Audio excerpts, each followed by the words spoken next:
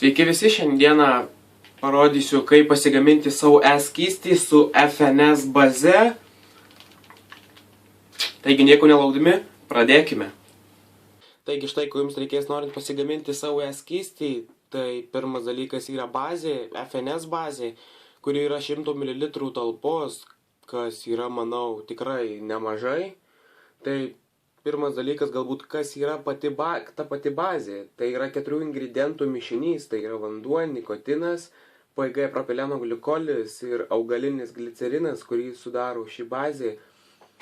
Taip pat yra toks dalykas kaip skysčio koncentracija e-skystyje, tai yra PGVG, propileno glikolis sumaišytas su augaliniu glicerinu. Mano mėgstamiausia koncentracija yra 70-30 PGVG, tai reiškia, kad 70% skysčio sudaro propileno glikolis ir 30% sudaro VG, tai yra vidurkis, manau, neblogas tarp dviejų šitų ingredientų.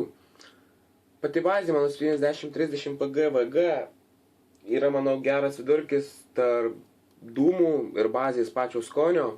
Tai yra geras miksas, duodantis tiek gerą skonį, saldesnį tokį skonį, tiek smūgį gerklėje.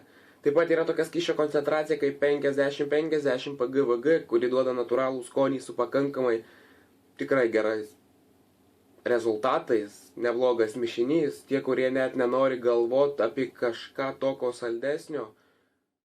Bazė taip pat turi savo stiprumą, taip pat kaip ir e-skystė, aš naudoju 6 stiprumo bazę.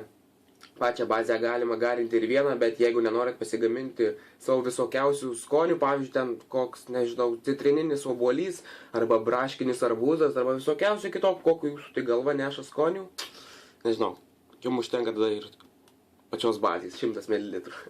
Taigi, norint pasigaminti savo skystį, jums taip pat reikės aromatų. Tai yra vienas iš ingredientų, kas deda skystį su skoniais, kurie būna, naudoja FNS aromatus. Taigi turime kremo skonio, karamelės skonio, turime taip pat mentolio, watermelon arbūzo bei vaisiaus liči. Štai ko mums reikės. Taip pat reikės tuščių buteliukų. Geriausia turėti, manau, ne vieną. Galima taip pat naudoti tuščius buteliukus ir nuo seno e-skysčio. Jeigu ten turit kur nors užsilikę, tai tiesiog, nežinau, gal nusilupkite tas etiketės, jeigu kaip ten jums patogiau, bet turi būti skysčio buteliukas švarus, kad kaip gaminsit savo e-skystį, kad nebūtų pašalinių skonių, nes tikrai nemalonu, jeigu gaminatės vieną ar gaunat kitą, manau.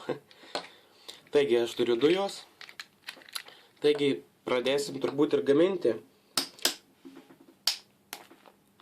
Taigi, šardom buteliukus, atsukam bazę. Pripilsiu pusę buteliuko.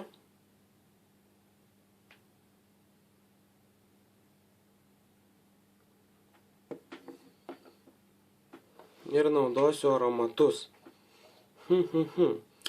Pabandom gal arbūzo kokio ir kremo. Taigi, noriu, kad mano skonis skysčio toks atspindėtų labiau galbūt arbūzas jame. Tai pilsiu aš 5 lašus arbūzų. Taip pat dar apie tuos lašus visus noriu pakalbėti, kiek čia reikia ko pilt. Tai yra geriausias pats irgi vidurkis, manau, tarp lašų, jeigu norit, kad būtų skystis ne per saldus, ne per kartus, galbūt ne per aštrus. Geriausia pilti yra tarp 6-10 lašų. Aš pilu iš tikrųjų dažniausiai 8. Nežinau, man pripratęs galbūt taip ir man skonis pakankamai geras pats būna. Taigi dabar pilsiu 5 lašus arbūzo, nes noriu, kad arbūzas atsispindėtų labiau mano e-skystyje. 1, 2, 3, 4, 5. Įpyliau 5 lašus, bazę naudoju, neatsimenu net iš tikrųjų kiek laiko, bet turiu nemažai, ne bazę, o aromatą. Nemažai laiko turiu, tikrai, ilgam tikrai užtenka aromatų, va kas yra geras dalykas, kad paskui reikės pirkti tik tai bazę. Ir dapilsiu kremo, liko man 3 lašai iki 8. 1, 2, 3.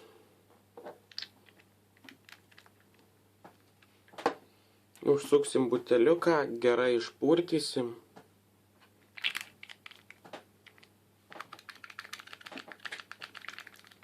Žinoma, čia stipriau galėsit papurtyti, aš prieš kamerą nenoriu stipriai purtyti.